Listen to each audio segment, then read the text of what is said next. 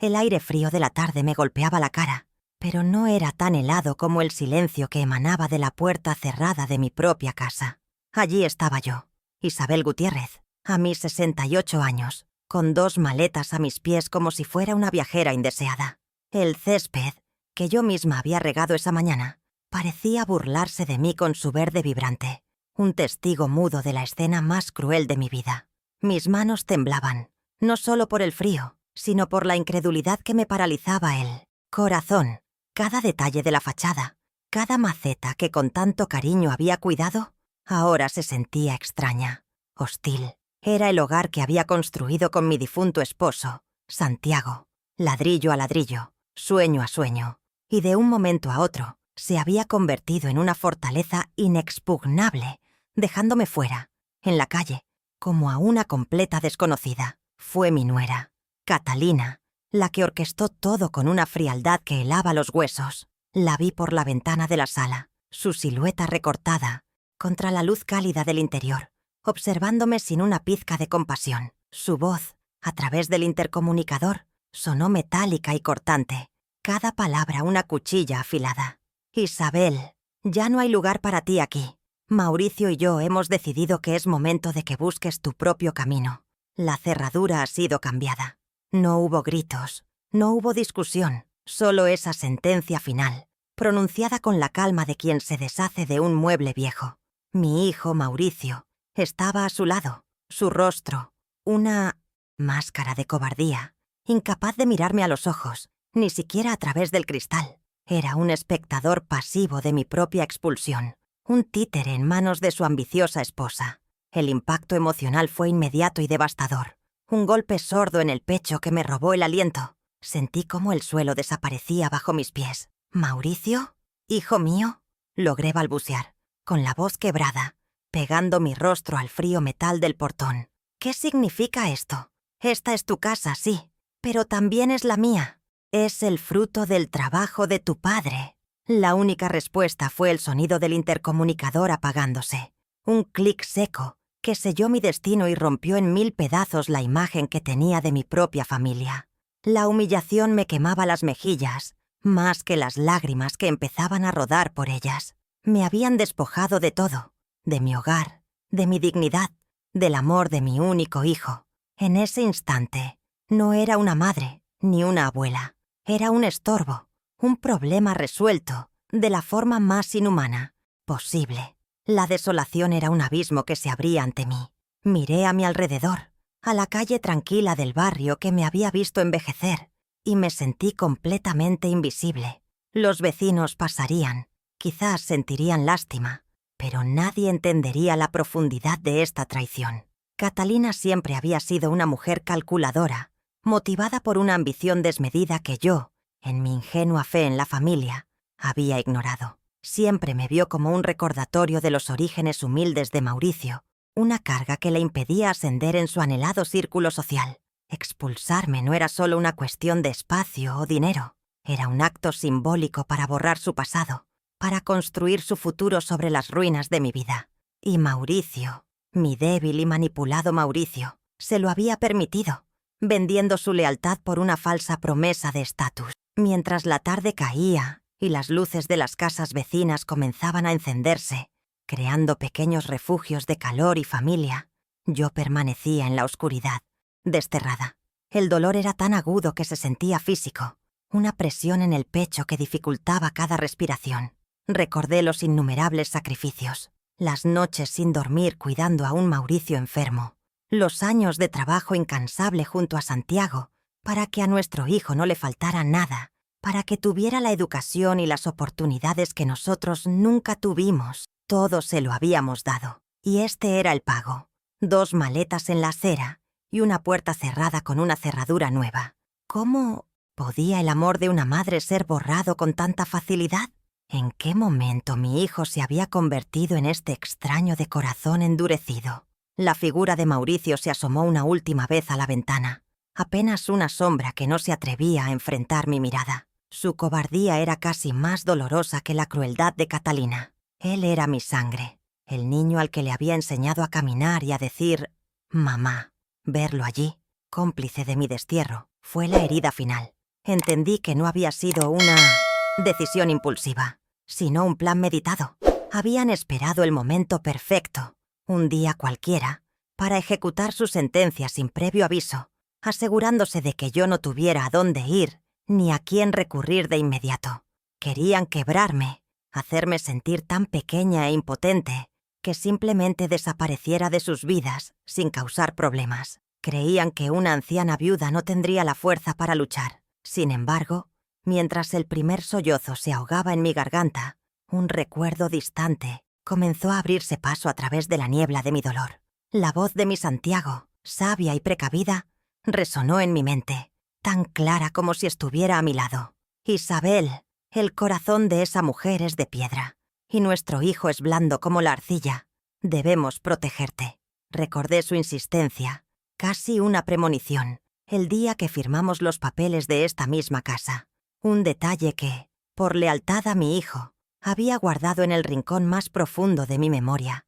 Un secreto que ni Mauricio ni mucho, menos Catalina conocían. Ellos pensaban que me habían dejado sin nada, completamente a su merced. Una extraña calma comenzó a reemplazar el pánico.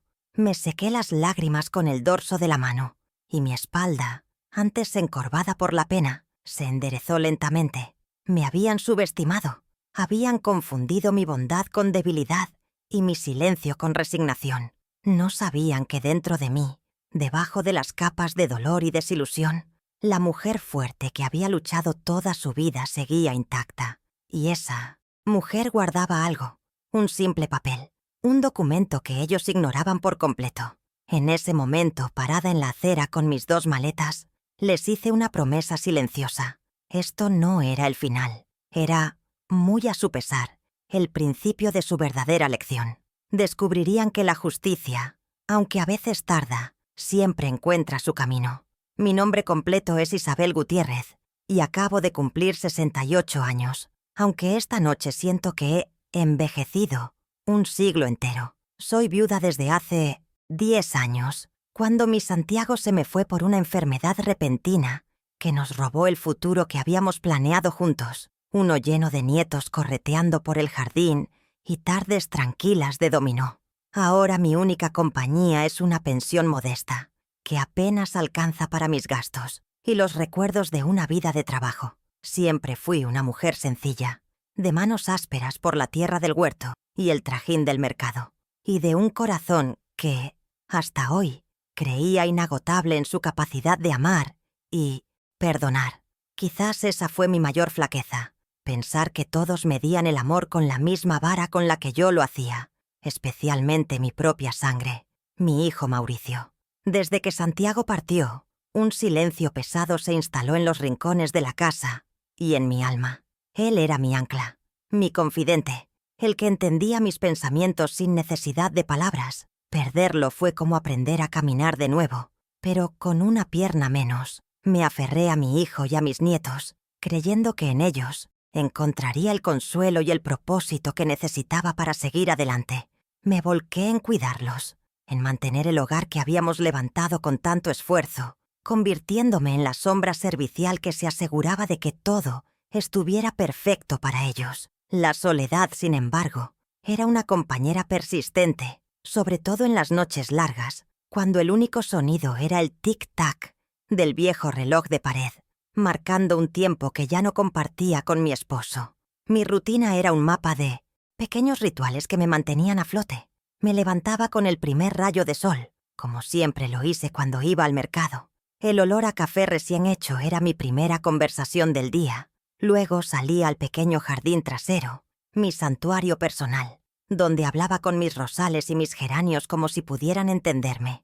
Preparaba el almuerzo y la cena para todos, platos caseros que mi nuera Catalina a menudo despreciaba con una mueca sutil, prefiriendo pedir algo más moderno. Yo me limitaba a sonreír y a recoger los platos, convencida de que mi labor, aunque invisible para ella, era una forma de mantener unida a la familia. Era una vida simple, predecible, construida sobre la base de servir a los demás sin esperar nada a cambio. Siempre me he considerado una mujer de gran corazón, quizás demasiado blando para este mundo. Mi madre solía decirme que mi bondad era un tesoro, pero también un peligro. Y cuánta razón tenía. Mi vulnerabilidad más grande siempre fue mi fe ciega en los lazos de sangre. Jamás pude concebir que un hijo pudiera mirar a su madre y ver en ella una carga. Acepté las indirectas, los desplantes, las ausencias en fechas importantes, todo bajo el pretexto de no crear problemas. Me volví experta en tragarme las palabras y en justificar lo injustificable. Catalina me llamaba ingenua, y quizás lo era. Creía que si daba amor incondicional, en algún momento, recibiría al menos un eco de ese afecto. Hoy he aprendido, de la manera más brutal, que hay corazones donde ese eco simplemente no existe. La soledad se había vuelto mi compañera más fiel dentro de esas 4 paredes. Muchas tardes, después de terminar mis quehaceres y mientras la casa estaba vacía, me sentaba en el viejo sillón de Santiago y hablaba con su retrato, colgado sobre la chimenea. Le contaba mis preocupaciones, mis pequeñas alegrías y, sobre todo, le preguntaba qué habría hecho él en mi lugar. ¿Estoy haciendo lo correcto, mi amor? ¿Estoy siendo demasiado blanda con Catalina? Su rostro sereno en la fotografía parecía darme una paz momentánea, pero no respuestas. Esa casa, que para los demás era un símbolo de estatus, para mí se había convertido en una jaula de oro llena de recuerdos y de una profunda y silenciosa tristeza. Un lugar donde me sentía cada vez más extraña, más aislada del mundo y de mi propia familia. A pesar de mi naturaleza apacible, hay una fuerza latente en mí, una chispa de la mujer indomable que fui en mi juventud. Recuerdo una vez, hace un par de años, cuando Catalina decidió que el viejo nogal que Santiago y yo plantamos en el jardín debía ser cortado porque sus hojas ensuciaban la piscina. Ese día, algo en mí se reveló. Con una calma que sorprendió a todos, incluido a mí misma, me planté frente al árbol y dije: «Este árbol se queda. Es la única sombra que respeta la memoria de tu padre, Mauricio». Mi hijo, por una vez, no supo qué responder, y Catalina, furiosa pero derrotada por mi inesperada firmeza, tuvo que ceder. Fue una pequeña victoria, pero me demostró que dentro de esta abuela de apariencia frágil, todavía existía una leona dispuesta a proteger lo que es sagrado. Mis nietos, Lucía y Mateo, son la luz de mis ojos, aunque esa luz se ha ido opacando con el tiempo. Cuando eran pequeños, corrían a mis brazos y se acurrucaban en mi regazo para escuchar mis historias. Pero a medida que crecían, la influencia de su madre se hizo cada vez más evidente. Empezaron a tratarme con una distancia formal, casi como si fuera una empleada de la casa. Los «gracias, abuela» se volvieron escasos y las conversaciones superficiales. Sé que en el fondo me quieren, pero están atrapados en la red de ambición y materialismo de su madre, que les ha enseñado a valorar a las personas por lo que tienen y no por lo que son. Ese distanciamiento me dolía en silencio, una espina más clavada en mi corazón. Mi mayor miedo, el que me paralizaba y me hacía tolerar lo intolerable, era el miedo a convertirme en un estorbo. Catalina era una experta en alimentar esa inseguridad. Comentarios como: «¿No crees que estarías más cómoda en un lugar más pequeño, mamá?», o «A tu edad, deberías descansar, no estar siempre en medio de todo», eran lanzados como dardos venenosos. Me hicieron creer que mi presencia era una molestia, que mi opinión no tenía valor, que mi única función era la de una cuidadora silenciosa y gratuita. Ese miedo me hizo pequeña. Me convenció de que debía agradecer las migajas de atención que me daban, y es la razón por la que tardé tanto en ver la verdad.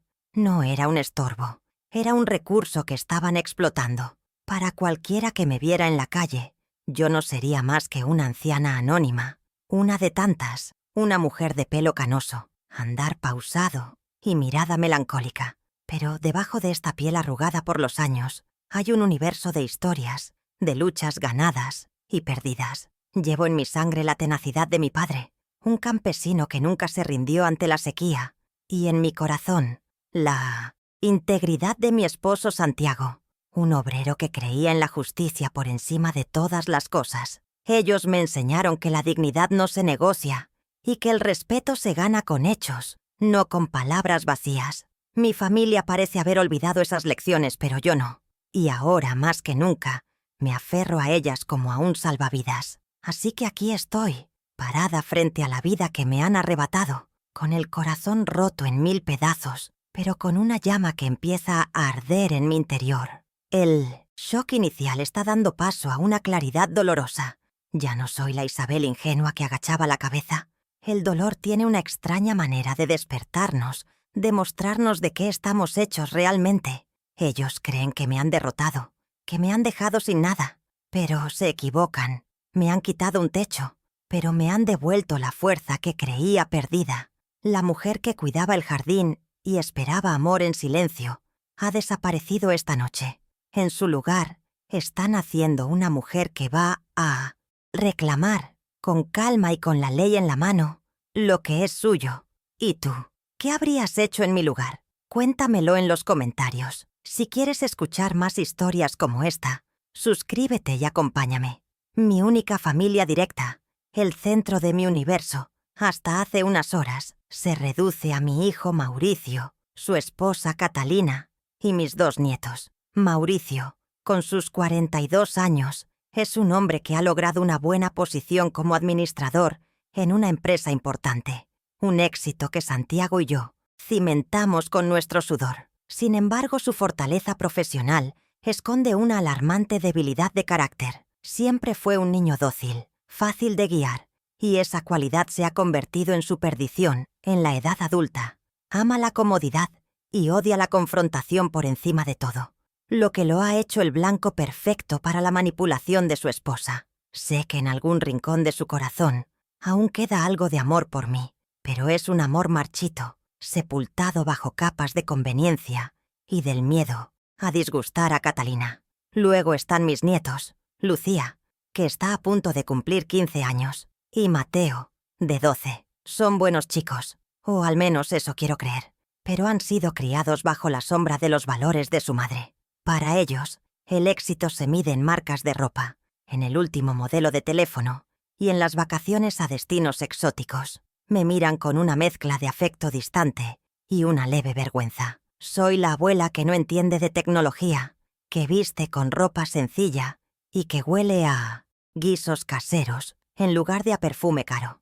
Catalina les ha enseñado sutilmente a verme como una reliquia del pasado, una figura folclórica que no encaja en su brillante y moderno mundo. Las conversaciones con ellos son cortas, llenas de monosílabos, y siento que un abismo generacional, agrandado por su madre, nos separa cada día más. Pero la verdadera arquitecta de mi desgracia es Catalina. Es una mujer de apariencia impecable, siempre vestida a la última moda, con una sonrisa perfectamente ensayada que nunca llega a sus ojos. Proviene de una familia que siempre quiso aparentar más de lo que tenía, y ella heredó esa hambre insaciable de estatus. Es inteligente, calculadora, y posee una habilidad camaleónica para encantar a quien le conviene y para destruir a quien se interpone en su camino.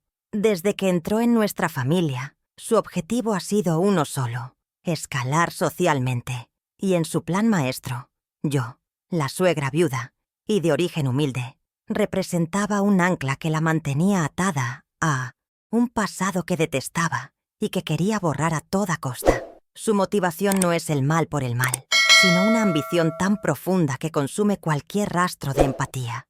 Catalina está convencida de que merece una vida de lujo y reconocimiento, y ve cualquier obstáculo como un enemigo a eliminar. Para ella, yo no era una persona, sino un problema. Mi presencia en la casa le recordaba constantemente a sus amistades y a sí misma que su marido no venía de una cuna de oro. Cada costumbre mía, cada plato tradicional que cocinaba, cada historia que contaba de nuestros humildes comienzos, era, para ella, una mancha en el lienzo perfecto que intentaba pintar de su vida. Expulsarme no fue un acto de crueldad impulsiva, sino el movimiento final y lógico en su fría estrategia por la conquista social. Cuando Mauricio me la presentó hace casi 20 años, quedé encantada. Era una joven educada, atenta y llena de halagos hacia mí. ¿Qué manos tiene para la cocina, Isabel? ¿Qué suerte tiene Mauricio de tener una madre como usted? Yo, cegada por la felicidad de mi hijo, le abrí las puertas de mi casa y de mi corazón, sin dudarlo. Creí haber ganado una hija. Sin embargo, incluso en esos primeros días, a veces captaba un destello en su mirada, un brillo frío y calculador que desaparecía tan rápido como llegaba. Me decía a mí misma que eran imaginaciones mías, que los celos de madre me estaban jugando una mala pasada.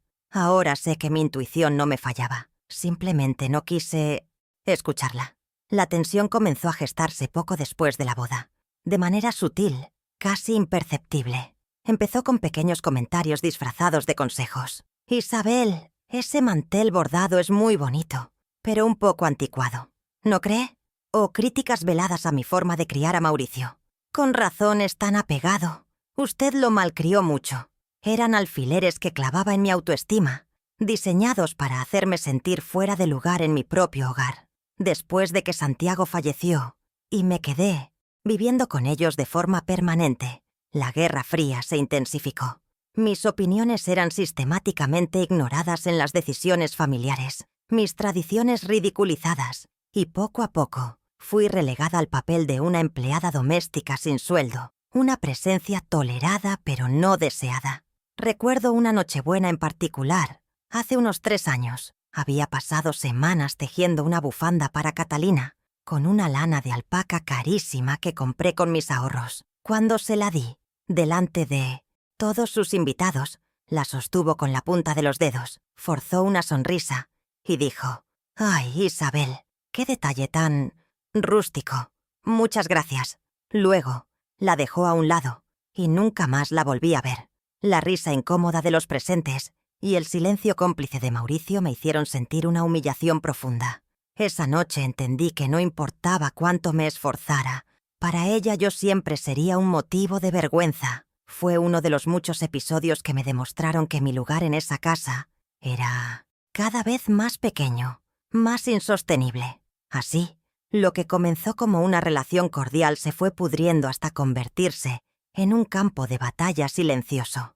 La cordialidad superficial de Catalina escondía un profundo resentimiento, y la pasividad de mi hijo le dio a ella todo el poder para actuar a su antojo. Yo, por mi parte, me aferraba a la esperanza de que las cosas mejorarían, de que Mauricio reaccionaría, de que la familia prevalecería. Qué equivocada estaba. No era una simple tensión familiar, era una campaña de desgaste, lenta y deliberada, cuyo objetivo final siempre fue dejarme en la calle, sola y sin nada. Hoy, por fin, veo la verdad con una claridad que me desgarra el alma, pero que, extrañamente, también me libera. Ya no hay vendas en mis ojos. Mi vida no ha sido un camino de rosas, ha sido un surco arado con mis propias manos, día tras día, durante más de 40 años. Mucho antes de que el sol pensara en despertar, yo ya estaba en pie. Recuerdo el frío cortante de la madrugada, el peso de las cajas de frutas y verduras que cargaba desde el camión hasta mi pequeño puesto en el mercado municipal. El olor a tierra húmeda, a cilantro fresco y a cebolla se mezclaba con el murmullo de los otros vendedores, una sinfonía de trabajo duro que era la banda sonora de mi juventud y mi madurez. Mis manos, que hoy lucen agrietadas y manchadas, son el testimonio de esas décadas de esfuerzo, de un sacrificio silencioso que construyó el pedestal sobre el cual mi hijo edificó su vida cómoda y exitosa. No me limitaba a vender lo que otros cosechaban. Gran parte de mi mercancía era fruto de mi propio trabajo nocturno. Después de pasar más de 10 horas de pie en el mercado, llegaba a casa para comenzar mi segunda jornada. La cocina se convertía en mi taller, donde preparaba los guisos, las empanadas y los postres caseros que eran famosos en todo el mercado. Mientras mi pequeño Mauricio dormía, yo picaba verduras, amasaba y vigilaba las ollas, a menudo quedándome dormida por instantes sobre la mesa de la cocina. Ese cansancio crónico era el precio que pagaba gustosamente para poder guardar unas monedas extra, monedas que se convertían en libros para mi hijo, en medicinas cuando enfermaba, en la pequeña bicicleta que tanto anhelaba por su cumpleaños. Cada centavo que ganaba tenía un propósito claro. Mauricio, Santiago, mi esposo, trabajaba de sol a sol como obrero en la construcción, y su salario, aunque honrado, Apenas cubría lo básico. Mi puesto en el mercado era la clave para poder soñar. Recuerdo la vez que le compramos sus primeros zapatos de cuero para la escuela. Él saltaba de alegría, sin saber que yo había estado usando las mismas sandalias remendadas durante 2 años para poder pagarlos. Nunca lo vio como un sacrificio, y ese era mi objetivo. Quería que su infancia estuviera libre de las preocupaciones que a nosotros nos agobiaban, que su única tarea fuera estudiar y ser un niño feliz. Le dimos un mundo que nosotros nunca tuvimos, protegiéndolo de la dura realidad de nuestros esfuerzos. Nuestro sueño compartido, la meta que nos mantenía en pie a Santiago y a mí, era ver a Mauricio con un título universitario. Nuestro hijo no se romperá la espalda como yo, Isabel, me decía mi esposo, mientras se masajeaba las manos adoloridas por la mezcla de cemento. Él usará la cabeza, tendrá un trabajo en una oficina, con aire acondicionado. Esa visión nos impulsaba a superar cualquier obstáculo. Nos convertimos en un equipo infalible, 2 bueyes tirando del mismo arado, con la mirada fija en el futuro de nuestro único hijo. Cada ladrillo que Santiago ponía en una obra, cada fruta que yo vendía en el mercado, era un paso más hacia esa meta, un peldaño en la escalera que estábamos construyendo para que él pudiera ascender. Las renuncias personales eran la norma en nuestra casa. Las vacaciones eran un lujo impensable, una palabra que solo existía en las revistas. Ir al cine era un evento que ocurría una vez al año, si acaso. Nuestra ropa era funcional, no elegante, y a menudo comprada de segunda mano. La palabra capricho no existía en nuestro vocabulario. Mientras otras familias disfrutaban de salidas los fines de semana, nosotros hacíamos cuentas, planificábamos los gastos del mes siguiente, o yo adelantaba trabajo de costura para alguna vecina. No lo vivíamos con amargura, sino con un sentido de misión. Estábamos invirtiendo en nuestro tesoro más preciado, y cualquier sacrificio personal parecía pequeño en comparación con la magnitud de nuestro amor y nuestras esperanzas. A lo largo de los años, superamos dificultades que habrían hundido a otros. Hubo una helada terrible que arruinó cosechas enteras y que casi me deja sin mercancía durante un mes. Sobrevivimos a base de sopas y de mi ingenio para crear platos, con lo poco que conseguía. Recuerdo también cuando Santiago se cayó de un andamio y se rompió una pierna. Estuvo 6 meses sin poder trabajar. Durante ese tiempo, mi puesto en el mercado se convirtió en el único sustento de la familia. Multipliqué mis horas, mis esfuerzos, vendiendo incluso los domingos, hasta que mi cuerpo dolía de agotamiento. Mauricio nunca supo la gravedad de nuestra situación. Nos aseguramos de que su rutina, sus estudios y su alimentación no se vieran afectados. Nuestra lucha siempre fue tras bambalinas. El día que Mauricio fue aceptado en la Facultad de Administración, fue el más feliz de nuestras vidas. Lloramos de orgullo y emoción. Pero esa alegría vino acompañada de un nuevo nivel de sacrificio. La matrícula universitaria era un gasto enorme para nosotros. Santiago tomó horas extra, trabajando en proyectos peligrosos y agotadores. Yo empecé a vender postres por encargo para fiestas y eventos, pasando noches enteras sin dormir para cumplir con los pedidos. Cada pago de la mensualidad era una victoria, una prueba de nuestro amor inquebrantable. Verlo con sus libros bajo el brazo, hablando de sus profesores y sus exámenes, hacía que cada músculo dolorido y cada hora de sueño perdida valieran la pena. Estábamos cumpliendo nuestro sueño a través de él. Y entonces llegó el mayor sacrificio de todos, la casa. Durante más de 40 años, Santiago y yo habíamos guardado religiosamente una pequeña parte de nuestros ingresos en una cuenta de ahorros. Era nuestro fondo para la vejez, nuestra seguridad. Pero cuando Mauricio y Catalina decidieron casarse y quisieron comprar esta casa, tan por encima de sus posibilidades, no lo dudamos. Fuimos al banco y sacamos casi la totalidad de los ahorros de nuestra vida para darles la entrada. Es su hogar ahora, el futuro de nuestra familia, dijo Santiago, con una generosidad que a mí me llenó de orgullo y un poco de temor. Les entregamos nuestro futuro para asegurar el suyo, un acto de fe y amor del que nunca nos arrepentimos hasta ahora. El contraste entre lo que dimos y lo que he recibido es una herida abierta. Yo les di mi sudor, mis ahorros, mi salud. A cambio, recibí críticas silenciosas, miradas de fastidio y una tolerancia condescendiente. Mientras ellos disfrutaban de la piscina que mis sacrificios ayudaron a construir, yo era la que limpiaba las hojas secas a su alrededor. Mientras ellos planeaban viajes a la playa, a mí me pedían que me quedara cuidando la casa. Les entregué las llaves de una vida de confort y estatus, y ellos, en respuesta, usaron esas mismas llaves para encerrarme en un papel de sirvienta invisible, hasta que finalmente decidieron cambiar la cerradura y dejarme fuera por completo. La ingratitud es un veneno lento, y yo lo he estado bebiendo a diario sin darme cuenta. No me duele el esfuerzo. No me arrepiento de una sola madrugada helada, ni de una sola noche en vela. Todo lo que hice, lo hice por amor. Y el amor no pide facturas ni espera pagos. Lo que me desgarra el alma es la negación de ese amor. No es la falta de gratitud. Es el acto deliberado de borrar la historia, de pisotear la memoria de los sacrificios que pavimentaron su camino.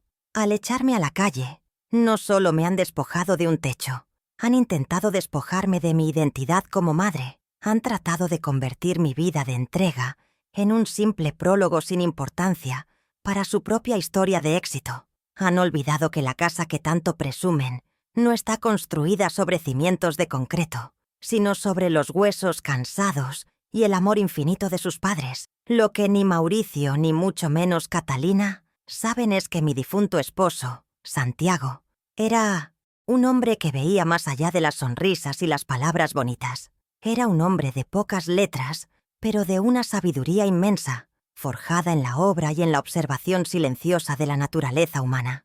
Recuerdo con una claridad meridiana el día que fuimos a la notaría para firmar la compra de la casa.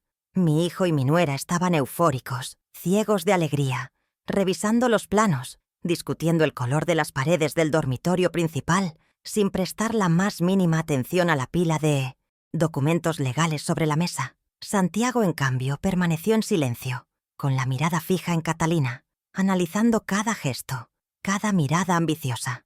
Yo sentí su inquietud, una tensión sutil en su mano, mientras sostenía la mía, pero en mi felicidad por nuestro hijo, no le di la importancia que merecía. La noche anterior a la firma, mientras repasábamos nuestras finanzas en la mesa de la cocina, Santiago me confesó su desconfianza. «Isabel, esa muchacha tiene hambre en los ojos, pero no es hambre de amor», me dijo con su voz grave y pausada. «Ella no quiere a nuestro Mauricio. Quiere lo que nosotros le hemos ayudado a conseguir. Si algo me pasara a mí, te dejarían en la calle sin pensarlo 2 veces». Sus palabras me parecieron duras, injustas en aquel momento. Defendí a Catalina, argumentando que solo estaba emocionada, que su ambición era por el bien de la nueva familia que estaban formando. Pero Santiago, terco como una mula, negó con la cabeza y sentenció: «El amor construye. Isabel, la ambición solo calcula.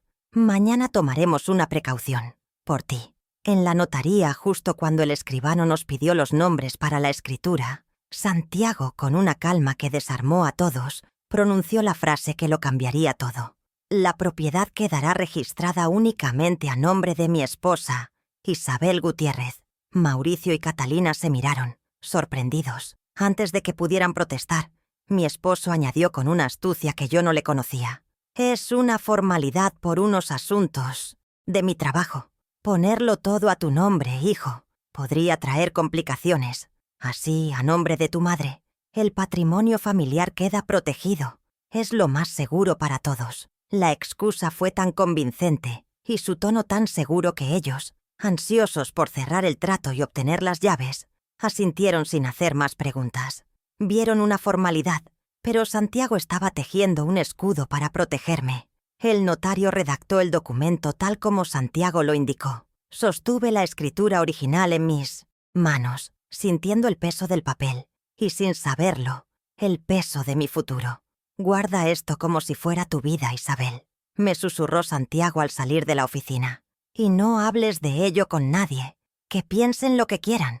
Durante años, el documento estuvo en una pequeña caja fuerte que teníamos en casa. Pero tras la muerte de mi esposo, una tarde, Sintiendo un impulso inexplicable, lo tomé y lo llevé a una caja de seguridad en el banco del pueblo. Sentía que su última voluntad, su acto de protección, no podía estar bajo el mismo techo que la mujer de la que tanto había desconfiado. Fue un acto instintivo, un homenaje a su sabiduría. He de admitir que, con el paso de los años, llegué a sentirme culpable por guardar ese secreto. En mi corazón, la casa pertenecía a mi hijo, era el hogar de su familia. Me autoconvencía de que Santiago había sido demasiado desconfiado, que su amor por mí lo había hecho ver fantasmas donde no los había. Mi lealtad a Mauricio era tan grande que enterré la verdad legal bajo un manto de amor maternal, tratando el tema como un mero tecnicismo sin importancia real. Nunca quise que mi hijo pensara que no confiábamos en él o en la mujer que había elegido. Creía que revelarlo crearía una brecha innecesaria, una herida en la confianza familiar. ¡Qué ironía! Yo protegiendo la confianza de quienes planeaban traicionarme de la forma más cruel. Ahora, sentada en un frío banco de un parque cercano, con mis maletas como única propiedad visible, ese recuerdo ya no me pesa con culpa, sino que me ilumina con la luz de la verdad. La precaución de Santiago no fue un acto de desconfianza, fue un acto de clarividencia, el último regalo de su amor incondicional. Ese documento guardado en la bóveda de un banco no es solo un papel con sellos oficiales, es la voz de mi esposo, hablándome desde el más allá. Es el arma que no sabía que poseía. Es la llave maestra que puede abrir la puerta de la justicia. Ellos cambiaron una cerradura, pero yo tengo el título de propiedad. Aún no sé exactamente cómo ni cuándo lo usaré, pero una certeza absoluta me inunda. El juego acaba de empezar, y las reglas, sin que ellos lo sepan, las pongo yo. Mi primera noche como una exiliada la pasé en un motel barato a las afueras de la ciudad, un lugar impersonal con olor a cloro y a vidas pasajeras. La cama tenía un colchón grumoso que parecía protestar con cada movimiento, y las paredes delgadas me traían los ecos de las conversaciones y las televisiones de otros extraños. Acostada en la oscuridad, mirando el parpadeo de una luz de neón a través de la persiana rota, el torrente de lágrimas finalmente cesó. En su lugar, una frialdad inusitada comenzó a instalarse en mi pecho. Ya no era solo dolor lo que sentía, sino una especie de lucidez helada. La Isabel que lloraba y suplicaba había muerto en la acera de mi casa. La que estaba naciendo en esa habitación anónima era una mujer que había entendido que el amor no era suficiente. Se necesitaba justicia. Al día siguiente, con el poco valor que pude reunir, llamé al teléfono de casa. Esperaba tontamente la voz de mi hijo, pero fue Catalina quien respondió. Su tono era una obra maestra de la hipocresía, dulce y empalagoso. «Isabel, querida, qué bueno que llamas. ¿Estábamos tan preocupados?»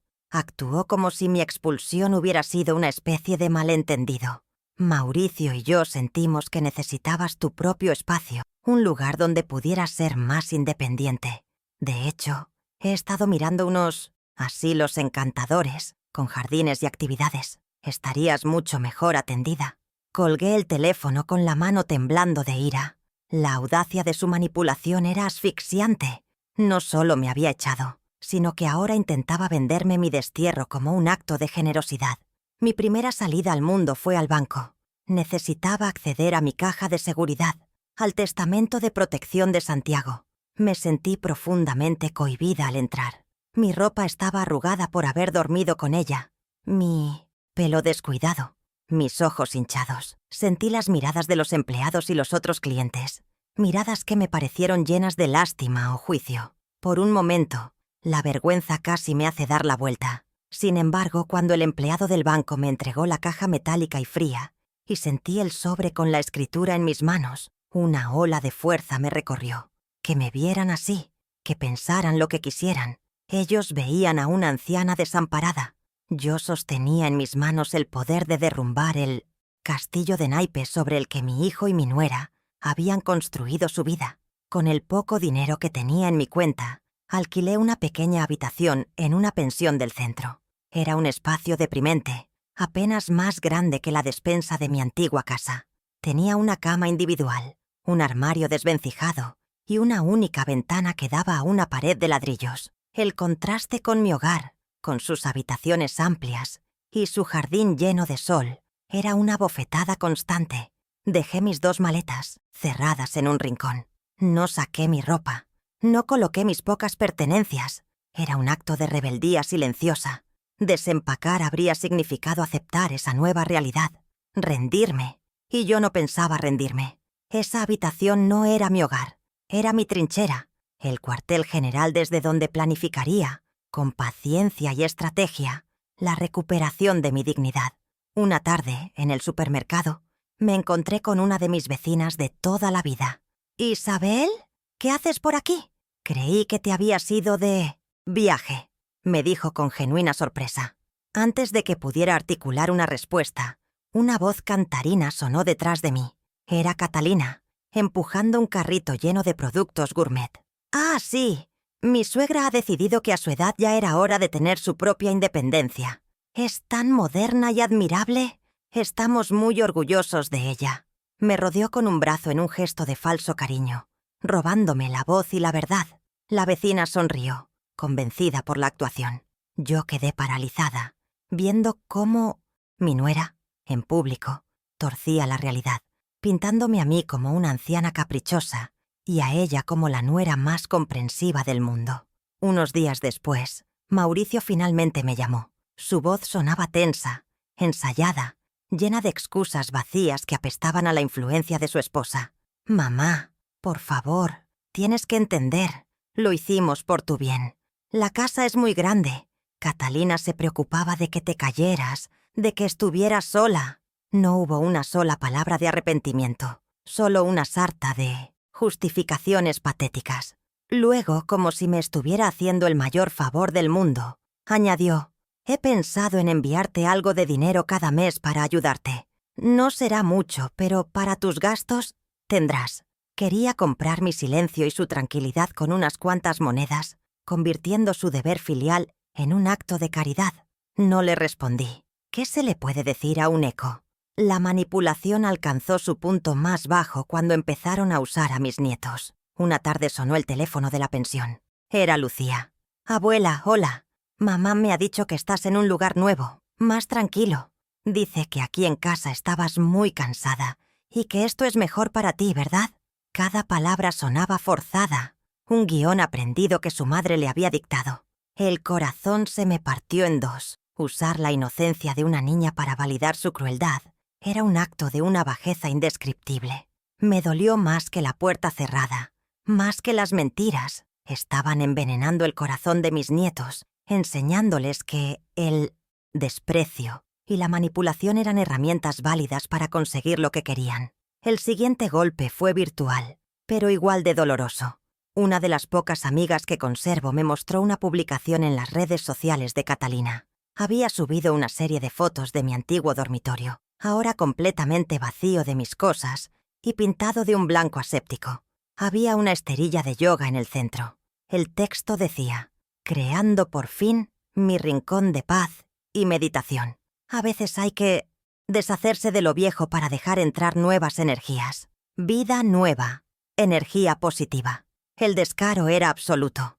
Mi habitación, mi refugio, el lugar donde recé por la salud de mi esposo hasta su último día, profanado y convertido en un escaparate de su falso bienestar espiritual, para que todos sus amigos lo aplaudieran. Era la prueba pública de que yo había sido completamente borrada. Descubrí la siguiente traición en el extracto del banco. Una pequeña cuenta de ahorros que compartía con Mauricio, donde yo depositaba una parte de mi pensión cada mes para, según él, ayudar con los gastos de la casa, había sido vaciada. No era una fortuna, pero era el dinero que yo guardaba para una emergencia. Mi pequeño colchón de seguridad. Lo habían retirado todo el día después de echarme. La frialdad de su planificación me dejó sin aliento. No fue una decisión impulsiva. Habían planeado metódicamente cómo despojarme de todo, no solo de mi hogar, sino también de mis escasos recursos, para asegurarse de que mi capacidad de respuesta fuera nula. Querían dejarme sin defensa alguna, completamente a su merced, como si el destino quisiera restregarme mi humillación en la cara Me enteré de una reunión de la asociación de vecinos para discutir mejoras en el parque del barrio. Decidí ir, como lo había hecho durante los últimos 20 años. Mauricio y Catalina estaban allí, en primera fila, sonrientes, actuando como ciudadanos modelo. Varias personas se me acercaron para darme el pésame, como si me hubiera mudado por una tragedia inevitable. El momento cumbre de la hipocresía llegó cuando Catalina tomó el micrófono para anunciar que ella y Mauricio harían una generosa donación para instalar nuevos bancos, en honor a nuestros mayores, que tanto merecen nuestro respeto y cuidado. Tuve que salir de la sala para no vomitar. Fue entonces cuando busqué al señor Morales, un abogado jubilado que había sido el mejor amigo de Santiago. Le conté todo, sin omitir un solo detalle. Humillante. Su rostro, normalmente afable, se endureció hasta convertirse en una máscara de indignación. Cuando le mostré la escritura de la casa, sus ojos se iluminaron con una luz de batalla. La examinó bajo la lámpara de su escritorio y luego me miró por encima de sus gafas. «Isabel, esto es una fortaleza inexpugnable», dijo, su voz retumbando con convicción. «Ante la ley, ellos son intrusos en tu propiedad. La casa es tuya, y solo tuya, y vamos a recuperarla». Por primera vez en semanas, sentí que una pequeña semilla de esperanza comenzaba a brotar en el desierto de mi desesperación. Unos días después, un mensajero me entregó una caja en la pensión. Dentro, tiradas de cualquier manera, estaban algunas de las cosas que había dejado atrás en mi precipitada salida. Mis álbumes de fotos, algunas figuritas de porcelana, los libros de cocina de mi madre. En el fondo, encontré el retrato enmarcado de mi boda con Santiago. El cristal estaba roto. No podía saber si había sido un accidente o un acto deliberado de malicia, pero en mi corazón supe que era un mensaje. Era la forma que tenía Catalina de decirme que todo lo que yo valoraba, todos mis recuerdos, todo mi pasado, no era más que basura para ella. Sostuve el retrato roto contra mi pecho y, en lugar de llorar, sentí cómo mi determinación se convertía en acero. Y entonces llegó la invitación. Un sobre elegante, de color perla, entregado por el correo. Dentro, una tarjeta con letras doradas me invitaba a la fiesta de 15 años de mi nieta Lucía. La celebración, por supuesto, tendría lugar en la residencia de la familia, en mi casa. Me invitaban como a una tía lejana, como a un compromiso social que debían cumplir. Era la burla final, la cúspide de su crueldad. Esperaban que asistiera, sonriente y sumisa, a una fiesta en mi propio fogar, pagada con el dinero y el estatus que mis sacrificios les habían permitido obtener. Miré la tarjeta, el lugar, la fecha, y sonreí. No me estaban invitando a una fiesta. Me estaban entregando en una bandeja de plata el escenario perfecto para mi justicia. Le llevé la invitación al señor Morales. La leyó, luego me miró, y una lenta sonrisa se dibujó en su rostro. «Isabel, esto es perfecto. La Biblia dice que el orgullo precede a la caída, y esta fiesta es la máxima expresión de su orgullo». De repente todo encajó. La estrategia ya no era solo legal, ahora era teatral. No buscaríamos una confrontación privada, una victoria silenciosa. La humillación pública con la que habían intentado destruirme sería respondida con una verdad pública que los expondría por completo. Todos sus amigos importantes, toda la gente a la que querían impresionar, estarían allí. Serían los testigos de honor de la lección que estaban a punto de recibir. El plan estaba trazado. La cuenta atrás había comenzado. El punto de ruptura no fue un estallido de furia, ni un grito desesperado al cielo. Fue un momento de una quietud absoluta, casi sagrada. Ocurrió en mi lúgubre habitación de la pensión, mientras sostenía en mis manos el retrato de mi boda con el cristal roto. Miraba nuestros rostros jóvenes, llenos de sueños, y luego miraba la grieta que desfiguraba nuestra imagen, un símbolo perfecto de lo que mi familia me había hecho. Y en ese instante, el torrente de dolor que me había ahogado durante semanas simplemente se detuvo, se secó. Ya no sentía tristeza. En su lugar, nació una calma gélida, una lucidez cortante como el filo de un cuchillo. Comprendí con una certeza que me heló los huesos que había estado llorando por fantasmas, suplicando amor a corazones que se habían convertido en piedra. La mujer que esperaba una disculpa, que anhelaba una reconciliación, murió sosteniendo esa fotografía rota. En el silencio de esa habitación, tuve una conversación conmigo misma, la más honesta de mi vida.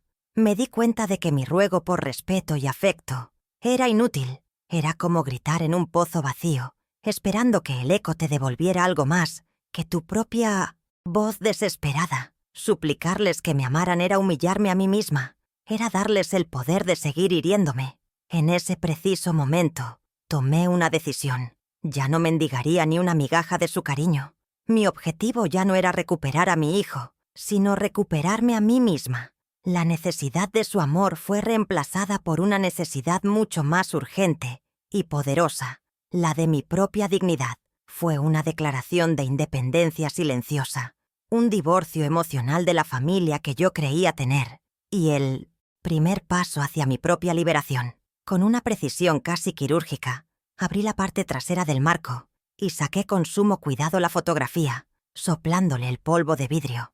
La imagen de Santiago y yo, intacta debajo de la ruina del cristal, me sonrió. Doblé la foto con delicadeza y la guardé en el pequeño bolsillo de mi monedero, junto a mi identificación. El marco roto, en cambio, lo envolví en un periódico y lo deposité suavemente en la papelera. Fue un acto simbólico y definitivo. Decidí llevar conmigo el recuerdo puro de mi verdadero amor, de mi verdadera familia, y desechar los restos rotos de la farsa en la que se había convertido mi vida. A partir de ese momento, ya no miraría hacia atrás. Mi brújula ya no apuntaría al corazón de mi hijo, sino a mi propio norte, al respeto que me debía a mí misma. Mi mente, antes nublada por la pena y la confusión, se aclaró de repente. Una energía nueva, fría y enfocada, tomó el control. Tomé la elegante invitación para la fiesta de 15 años de Lucía, que estaba sobre la mesita de noche. Ya no la veía como el insulto final, sino como lo que realmente era. Una pieza en un tablero de ajedrez, una oportunidad estratégica que ellos, en su arrogancia, me habían servido en bandeja. Dejé de pensar como una víctima y empecé a pensar como una estratega. Analicé el escenario, los asistentes, el momento. La fiesta de su ostentación sería el teatro de su verdad. La humillación que habían planeado para mí se convertiría en su propio juicio, público. Por primera vez en mucho tiempo, sentí que tenía el control. Con esta nueva resolución, llamé al señor Morales. Mi voz, cuando hablé, me sorprendió a mí misma. No había rastro de la anciana temblorosa y llorosa que lo había visitado por primera vez. Era una voz firme, serena, la voz de una mujer que ha tomado una decisión irrevocable. «Señor Morales, habla Isabel Gutiérrez», dije sin preámbulos. «He recibido la invitación para la fiesta de mi nieta. Quiero que lo preparemos todo. La notificación de desalojo. Todo. Y quiero que se la entreguemos esa noche, durante la celebración». Hubo un silencio al otro lado de la línea, y luego la voz grave del abogado respondió con una mezcla de sorpresa y admiración.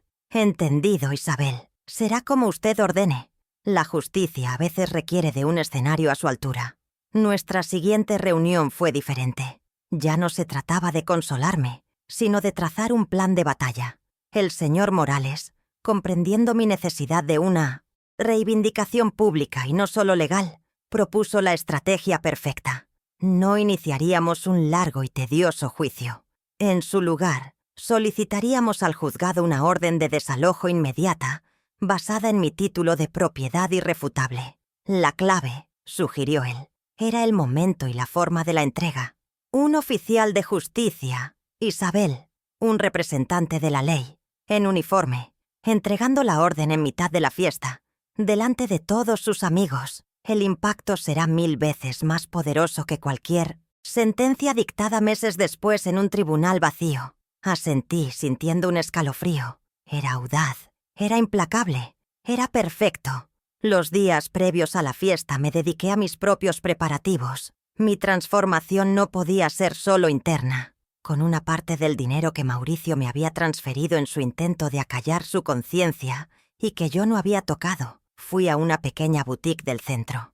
No busqué nada ostentoso ni llamativo. Elegí un vestido de color azul marino, de corte clásico y tela elegante, un par de zapatos cómodos pero distinguidos y un sencillo collar de perlas que Santiago me había regalado en nuestro 25º aniversario. Era mi armadura. No iría a esa fiesta como la pobre madre desamparada que habían echado a la calle. Iría como la mujer que soy, Isabel Gutiérrez, la dueña legítima de esa casa, una matriarca que vuelve a reclamar su trono. Mi corazón, en los días previos, estaba en una calma extraña. No sentía nervios, ni odio, ni sed de venganza. Sentía una resolución fría, un sentido de propósito.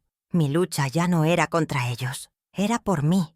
No buscaba destruirlos, sino reconstruirme a mí misma sobre las ruinas de sus mentiras. Cada paso del plan no estaba impulsado por el rencor, sino por un profundo respeto a la memoria de mi esposo y al valor de mi propia vida. Había aceptado que la familia que yo amaba se había perdido para siempre, y ya no había nada que rescatar allí. Ahora solo quedaba la justicia. La abuela de corazón blando había dado paso a una estratega paciente que esperaba con una serenidad implacable el momento exacto para hacer su jugada maestra. Mi primera pequeña victoria no fue ruidosa, sino un movimiento silencioso y preciso, como la primera ficha de dominó, que cae y sella el destino de todas las demás. Siguiendo el consejo del señor Morales, me dirigí a la sucursal bancaria principal, la misma donde mi hijo Mauricio manejaba sus cuentas y había construido su imagen de hombre de negocios exitoso. Pedí una cita con el gerente, el señor Méndez, un hombre que nos conocía a todos desde hacía años. Me presenté con mi vestido nuevo, serena y erguida. No llevaba la apariencia de una víctima, sino la de una propietaria preocupada por la gestión de sus bienes. El señor Méndez me recibió con una cordialidad profesional, sin sospechar el terremoto que estaba a punto de desatar en su tranquila oficina. Una vez sentada frente a su imponente escritorio de caoba, saqué de mi bolso la carpeta que contenía la copia notariada de la escritura y la deslicé suavemente sobre la mesa. Con una voz tranquila, desprovista de cualquier emoción que pudiera interpretarse como rencor, le expliqué la situación. Señor Méndez, vengo a notificarle formalmente que la propiedad ubicada en la calle de los Robles, número 42, está única y exclusivamente a mi nombre. Isabel Gutiérrez. Tengo entendido que mi hijo, Mauricio, podría estar utilizando este inmueble como garantía para algunos de sus productos financieros, y mi deber es informar al banco de la situación legal real para evitarles a ustedes y a mí cualquier complicación futura. No hice acusaciones, no conté mi drama personal, solo presenté un hecho legal, frío e irrefutable. La reacción del gerente fue un poema. Su sonrisa profesional se congeló, sus ojos se abrieron con incredulidad y un sudor frío comenzó a perlar su frente. Tomó el documento, lo leyó 1, 2, 3 veces. Tecleó furiosamente en su ordenador, su rostro pasando del desconcierto a la más profunda alarma. Pero el señor Gutiérrez nos presentó documentos, balbuceó. Los documentos que usted tenga, señor Méndez, no alteran la validez de esta escritura original, respondí con la misma calma.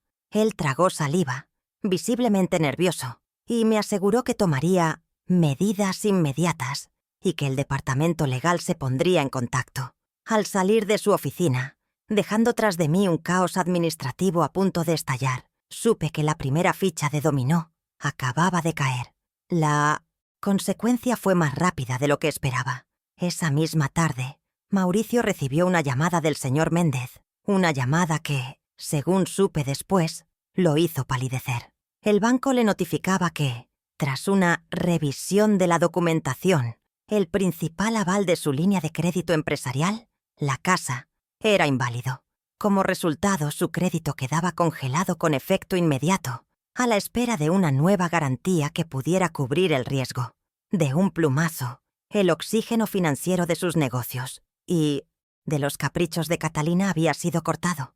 La primera grieta, fina pero profunda, acababa de aparecer en la fachada de su vida perfecta. Habían construido su imperio sobre mi propiedad, y yo acababa de retirar la primera piedra. El pánico se apoderó de mi hijo. Corrió a casa para confrontar a su esposa, con el teléfono aún humeante en la mano. ¿Cómo es posible? Mamá estuvo en el banco. Les mostró la escritura. Ella sabe que la casa es suya. Por primera vez en toda su relación, según me contaría una fuente inesperada, Catalina se quedó sin palabras. Su arrogancia se desvaneció, reemplazada por el rostro lívido del miedo. Habían subestimado a la anciana sumisa. La habían creído derrotada y sin recursos. No contaban con la prudencia de Santiago, ni con la fuerza silenciosa que su propia crueldad había despertado en mí. Esta primera victoria, aunque secreta para el mundo, fue un bálsamo para mi alma. Les demostré, y me demostré a mí misma, que el juego había cambiado de verdad. La segunda mini revelación llegó a través de una aliada que jamás hubiera esperado. Una mañana, mientras esperaba el autobús, una mujer se me acercó con timidez. Era Elena, la señora que había trabajado limpiando en la casa durante años, hasta que Catalina la despidió injustamente por un jarrón roto. Elena siempre me había tratado con un cariño y un respeto que yo ya no recibía de mi propia familia. Al verme allí, sola y con la tristeza aún visible en mis ojos, no pudo contenerse. Me contó que su despido fue solo un pretexto. La verdadera razón era que Catalina no quería testigos de sus planes. Con la voz entrecortada por la indignación, Elena me confesó todo lo que había visto y oído en los últimos meses. Me contó cómo Catalina se burlaba de mí a mis espaldas con sus amigas, llamándome el mueble viejo, y presumiendo de sus planes para convencerme de ir a un asilo elegante. Me reveló que la había sorprendido varias veces, rebuscando en mis cajones y entre mis papeles personales, probablemente buscando la escritura que nunca encontró. Cada palabra de Elena era una confirmación de la maldad premeditada de mi nuera, una prueba de que mi expulsión no fue un arrebato, sino el final de un largo y calculado asedio. Pero la revelación más importante, la pieza que cambiaría toda nuestra estrategia, fue otra. Elena me contó que la famosa fiesta de 15 años de Lucía no era solo una celebración familiar. Catalina había planeado usar el evento como una plataforma de lanzamiento para una nueva empresa, un negocio de decoración de interiores de lujo. Su socio potencial, un inversor muy importante, sería el invitado de honor. Y aquí venía la bomba. Para financiar la puesta en marcha de ese negocio, habían solicitado una segunda hipoteca sobre la casa. Una hipoteca que, obviamente, solo podían haber conseguido falsificando mi firma o usando documentos fraudulentos. La ambición de Catalina la había llevado a cruzar la línea de la moralidad para adentrarse de lleno en el terreno del delito. Apenas me despedí de Elena, corrí a una cabina telefónica para llamar al señor Morales. Le conté todo, palabra por palabra. Hubo un largo silencio al otro lado, y luego el abogado soltó un silbido de asombro. «Isabel, esto lo cambia todo. Ya no estamos hablando de un simple desalojo por ocupación indebida. Estamos hablando de un posible fraude documental y estafa. El apalancamiento que tenemos ahora es inmenso». Las apuestas acababan de subir exponencialmente. Ya no se trataba solo de recuperar mi hogar, sino de detener un acto criminal que podría tener consecuencias nefastas para el inversor y para el propio banco. La red de mentiras de Catalina era mucho más grande y frágil de lo que habíamos imaginado. Esta revelación me llenó de una extraña sensación de vindicación. La historia ya no era sobre mis sentimientos heridos o una disputa familiar. Se había convertido en una cuestión de principios, de justicia, en un sentido más amplio. Mi plan ya no era un acto de retribución personal. Era una acción necesaria para evitar que la codicia de mi nuera causara aún más daño, engañando a otras personas. Esto fortaleció mi resolución de una manera que nada más podría haberlo hecho. Sabía que el camino que había elegido era el correcto, sin importar cuán doloroso fuera el enfrentamiento final. Mi conciencia estaba tranquila. Estaba actuando no solo por mí, sino para detener una injusticia mayor. Así, con estas dos pequeñas victorias en mi haber, me sentí más fuerte y preparada que nunca. Por un lado, había logrado desestabilizar su seguridad financiera, haciéndoles probar una pequeña dosis de la incertidumbre en la que me habían sumido. Por otro lado, poseía ahora una información devastadora que añadía una nueva y peligrosa dimensión a su engaño. El plan para la noche de la fiesta ya no era solo un acto de justicia poética, era una intervención necesaria. El escenario estaba listo, Los actores estaban a punto de entrar en escena, y yo, la directora de esta obra inesperada, sentía que por fin la balanza comenzaba a inclinarse a mi favor. Me encantaría saber si alguna vez te pasó algo parecido, o si conoces a alguien que haya vivido una situación de injusticia. Tu historia también es importante. La noche de la fiesta llegó, y con ella, una extraña serenidad se apoderó de mí. El jardín de mi casa estaba irreconocible, transformado en un escenario de fantasía con luces de colores, mesas vestidas de lino blanco y una orquesta que tocaba una música suave y pretenciosa. Catalina y Mauricio, en el centro de todo, recibían a sus invitados con sonrisas radiantes, los reyes de una corte construida sobre mentiras. Hice mi entrada por la puerta principal, sin anunciarme, vestida con mi elegante traje azul marino, caminando erguida y con la cabeza en alto. Mi presencia causó un silencio inmediato en el círculo más cercano a la puerta. No era la anciana desvalida que esperaban ver, sino una matriarca regresando a su dominio. Pude ver el destello de pánico en los ojos de mi hijo antes de que su esposa se interpusiera. Catalina se abalanzó sobre mí, su rostro una máscara de falsa alegría que apenas ocultaba la furia en su mirada. «Isabel, querida, pero qué sorpresa tan maravillosa. No sabía que vendrías», exclamó con una voz demasiado alta, tratando de aparentar normalidad. Me tomó del brazo con una fuerza desmedida, intentando arrastrarme hacia un rincón oscuro del jardín, lejos de las miradas curiosas.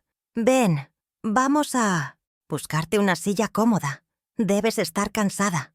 Pero yo me planté firme en el centro del vestíbulo, retirando mi brazo de su agarre con un gesto suave pero definitivo.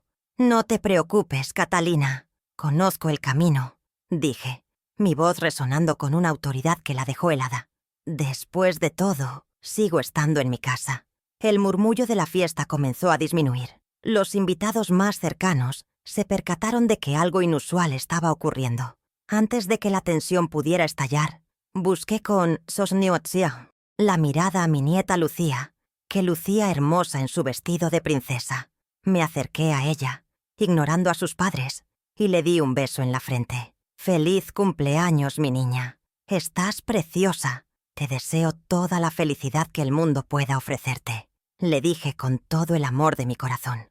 Luego, volviéndome hacia los invitados que nos observaban, añadí con una voz clara y audible: «Y les pido disculpas a todos ustedes, porque lamento que una celebración tan bonita tenga que ser interrumpida por un asunto de impostergable justicia». La palabra justicia quedó flotando en el aire, cargada de presagios. Justo en ese momento, como si hubiera sido ensayado, el timbre de la puerta sonó. Un camarero abrió, y en el umbral aparecieron dos figuras que cambiaron por completo la atmósfera de la fiesta. Primero, el señor Morales, con su traje impecable y un maletín de cuero en la mano, proyectando una seriedad implacable. Y detrás de él, un oficial de justicia, cuyo uniforme azul y rostro impasible eran un presagio de que la noche de fantasía había terminado abruptamente. El silencio se hizo total. La música se detuvo. Todos los ojos se clavaron en los recién llegados, y luego en mí, y finalmente en los rostros descompuestos de Mauricio y Catalina. El miedo crudo y palpable había reemplazado a la alegría en el aire. El señor Morales avanzó hasta el centro de la sala con pasos deliberados. Su voz de litigante, acostumbrada a los tribunales, no necesitó micrófono para llenar cada rincón. «Buenas noches a todos. Mi nombre es Alfonso Morales, y soy el representante legal de la señora Isabel Gutiérrez». Hizo una pausa dramática, permitiendo que la tensión creciera. Luego sacó de su maletín un documento y lo levantó para que todos lo vieran. «Y estoy aquí para informarles a todos los presentes, y en especial a los señores Mauricio Gutiérrez y Catalina Rojas, que la señora Isabel Gutiérrez es la única, absoluta y legítima propietaria de este inmueble». El sonido colectivo de la sorpresa de los invitados fue como una ola que barrió la habitación. Mauricio se quedó sin aire. Su rostro adquirió un tono grisáceo. Catalina, sin embargo, reaccionó con la furia de una bestia acorralada. «¡Eso es absurdo! ¡Es una mentira!», gritó, su voz perdiendo toda compostura. Es una anciana senil que no sabe lo que dice. Mi esposo y yo compramos esta casa con nuestro esfuerzo. ¡Seguridad! Saquen a estos impostores de mi casa. Pero sus gritos histéricos sonaban vacíos, desesperados. Nadie se movió. Su máscara de dama sofisticada se había hecho añicos, revelando la vulgaridad de su codicia. Todos los invitados, sus supuestos amigos, la miraban ahora no con admiración, sino con una mezcla de asombro y desprecio. El pedestal sobre el que se había encaramado se estaba desmoronando bajo sus pies. El oficial de justicia, imperturbable ante el arrebato de Catalina, dio un paso al frente. Su calma profesional era aún más aterradora que cualquier grito. Se dirigió directamente a mi hijo, quien parecía haberse encogido dentro de su elegante traje. Con un gesto metódico, le entregó un sobre con el sello del juzgado. «Señor Mauricio Gutiérrez, señora Catalina Rojas», dijo el oficial con voz monótona y oficial. «En nombre de la ley, les hago entrega de esta orden judicial de desalojo inmediato por ocupación indebida de la propiedad. Disponen de un plazo de 24 horas para abandonar el inmueble». Cada palabra era un martillazo clavando el ataúd de sus aspiraciones y... mentiras. La justicia había llegado, no en la soledad de un tribunal, sino bajo los focos de su propia vanidad. Pero el golpe de gracia aún estaba por llegar. El señor Morales localizó entre la multitud a un hombre de aspecto distinguido que miraba la escena con horror. Era el inversor. «Y en cuanto a usted, señor Velasco», continuó el abogado, «le recomendaría encarecidamente que sus abogados revisen la legalidad de la garantía que le han ofrecido para ese nuevo negocio que planeaban anunciar. Hoy, dicha garantía se basa en una segunda hipoteca obtenida de manera fraudulenta sobre esta propiedad, que, como ya he establecido, no pertenece a los señores Gutiérrez Rojas». El rostro del señor Velasco se tornó rojo de furia. Catalina no solo era una usurpadora, era una estafadora. Su futuro empresarial se acababa de evaporar junto con su reputación. La derrota fue total y aniquiladora. Catalina finalmente se rompió. Un chillido agudo, inhumano, escapó de su garganta, el sonido de la pura rabia impotente. Mauricio, por su parte, se derrumbó por completo. Cayó de rodillas, sollozando sin control, la viva imagen de la cobardía y la ruina. Los invitados, sus amigos del alma, comenzaron a retirarse en silencio, como ratas abandonando un barco que se hunde. Susurraban entre ellos, evitando mirar a la pareja caída en desgracia. La humillación pública, el arma que habían intentado usar contra mí, se les había devuelto con una fuerza devastadora, aniquilándolos social y moralmente, frente al mismo público que tanto se habían esforzado por impresionar. Yo observé la escena sin una pizca de triunfo en mi corazón, solo con una profunda y amarga sensación de pérdida. La justicia se había cumplido, pero a un costo terrible. Me acerqué a mi nieta Lucía, que lloraba desconsoladamente en un rincón, ajena a las complejidades de la codicia de sus padres. Le levanté la barbilla y le sequé una lágrima. «Nada de esto es tu culpa, mi amor. Nunca lo olvides», le susurré. Luego le di un último beso en la frente. Me di la vuelta, le di una última mirada a mi hijo arrodillado y a mi nuera destruida. Sin decir una palabra más, caminé lentamente hacia la salida, dejando atrás las ruinas de la familia que una vez amé. Mi dignidad estaba intacta.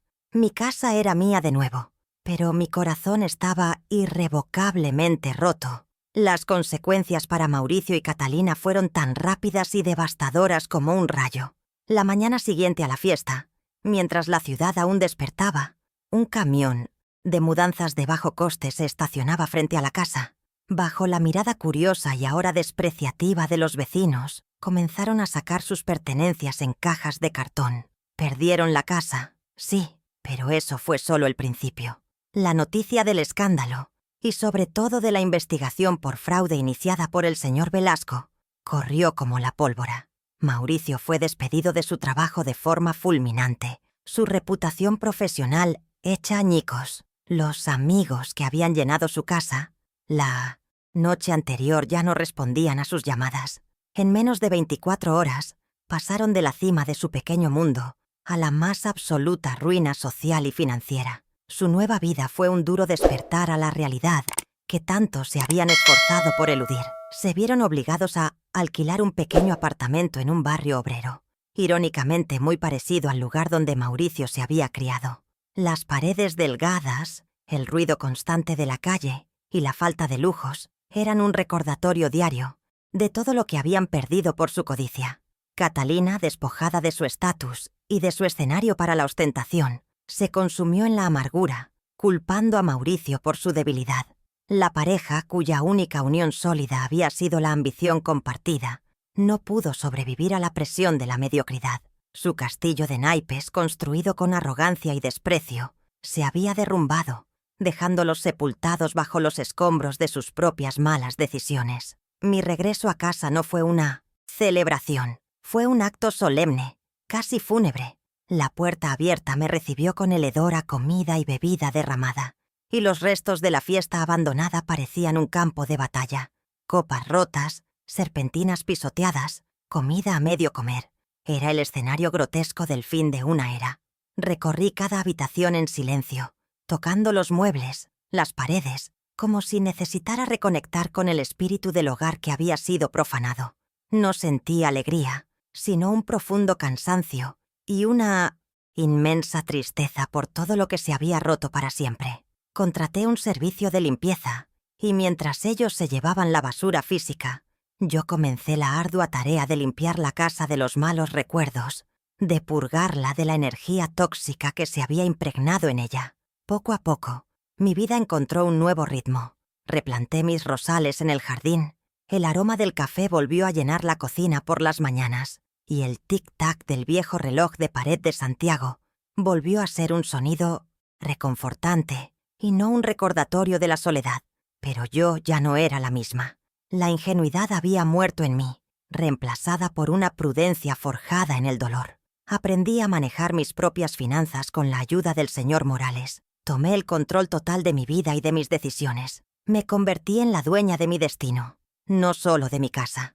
Descubrí una fortaleza que no sabía que poseía, una independencia que, irónicamente, mis verdugos me habían obligado a encontrar. Era libre, de una manera que nunca antes lo había sido. Unos 6 meses después, Mauricio apareció en mi puerta. Estaba irreconocible.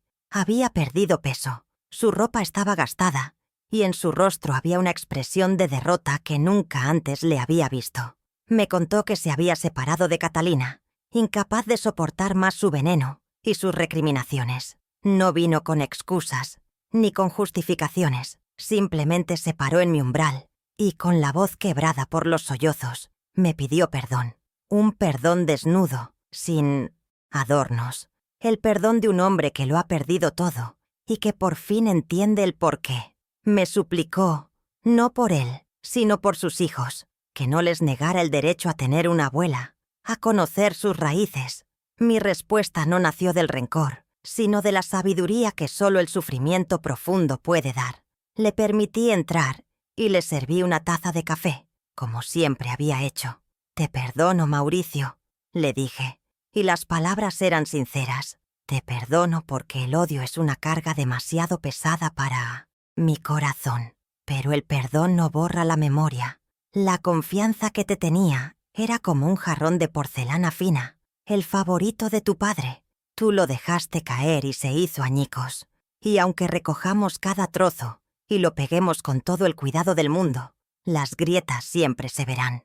Le dejé claro que las cosas nunca volverían a ser como antes, que la confianza incondicional de una madre, una vez traicionada de esa manera, no se puede restaurar. Establecimos una nueva dinámica, un nuevo tipo de relación construida sobre las ruinas de la anterior.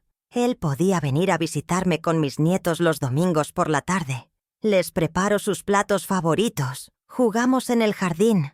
Hablamos de la escuela. Con Mauricio, las conversaciones son cordiales pero con una distancia prudente. Él ha aceptado su nueva posición.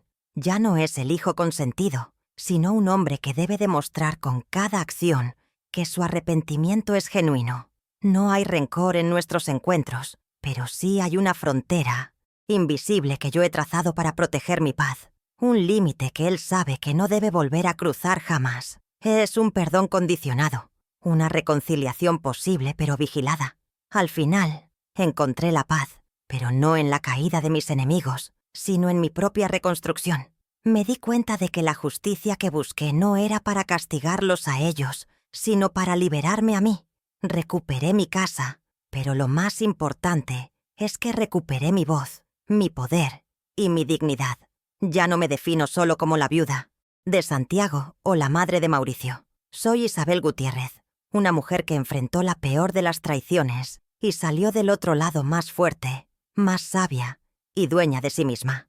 Mi historia es la prueba de que no hay humillación que pueda apagar la luz de un espíritu resiliente y que, a veces, es necesario perderlo todo para encontrarse a uno mismo de verdad. La lección más profunda que me ha dejado esta dolorosa travesía no es sobre el poder del dinero o la importancia de un techo, sino sobre el valor del respeto propio. Durante demasiados años cometí el error de medir mi valor a través de los ojos de mi hijo y de su familia. Creía que si me sacrificaba lo suficiente, si me hacía lo bastante pequeña e invisible, finalmente me ganarían un lugar de honor en sus corazones. Pero aprendí de la manera más dura que el amor que exige que te anules a ti misma no es amor, es abuso. La verdadera riqueza no reside en las propiedades que posees, sino en el respeto que te profesas. Nadie puede pisotearte si tú no te acuestas primero en el suelo para que lo hagan. Esta historia es también un amargo recordatorio sobre la gratitud, esa virtud tan frágil que parece evaporarse con la comodidad. La casa por la que mi familia me desechó no era solo un conjunto de ladrillos, era el testamento material de madrugadas heladas, de manos agrietadas, de sueños postergados. Era el amor de Santiago y el mío hecho refugio. Al tratarla como un simple bien material y a mí como un obstáculo para su disfrute, mi hijo y mi nuera no solo demostraron su ingratitud hacia mí, sino que renegaron de su propia historia. Porque la gratitud es la memoria del corazón, y un corazón sin memoria es un corazón vacío, incapaz de honrar los sacrificios que le permitieron empezar a latir. Espero que mi experiencia sirva, sobre todo, para reivindicar la dignidad de nuestros mayores. La sociedad, con su culto a la juventud y a la productividad, a menudo nos mira como seres frágiles, como cargas que deben ser gestionadas. Nos olvidan que las arrugas en nuestra piel son los mapas de batallas ganadas y que nuestro pelo cano es la corona de la sabiduría acumulada. Mi historia demuestra que la fuerza no tiene edad y que la dignidad no es negociable. No es un regalo que los demás te conceden, sino un derecho que debes defender con uñas y dientes. Que nadie se atreva a tratarte como un objeto del pasado, porque el pasado es el cimiento sobre el que se construye todo futuro. Al final, comprendí que la justicia más satisfactoria no es la que se sirve con el plato caliente de la venganza. La venganza es un fuego que te consume a ti tanto como a tu enemigo.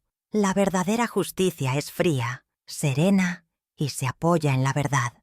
No necesité gritar ni insultar. Solo necesité la previsión de un buen hombre y la fuerza de la ley. La fuerza más grande no siempre es la que más ruido hace. A veces, reside en un viejo documento guardado en una caja de seguridad, en una decisión silenciosa tomada en la soledad de una habitación, en la paciencia de esperar el momento perfecto para reclamar lo que es tuyo. La justicia silenciosa es la que más resuena en la conciencia de los culpables. Así que, si algo puedo dejarles como legado de mi historia, es esto.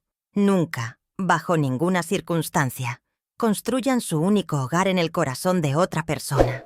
Porque si esa persona decide mudarse, si decide que ya no hay sitio para ti, te quedarás a la intemperie, sin refugio y sin calor. El amor, la familia, son importantes, pero la única propiedad que nadie podrá jamás hipotecar, embargar o arrebatarte, es tu propia dignidad.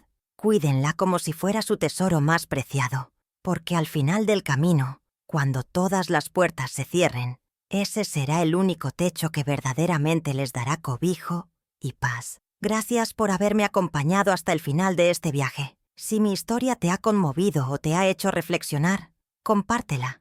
Quizás, en algún lugar, haya otra Isabel que necesite escucharla para encontrar su propia fuerza.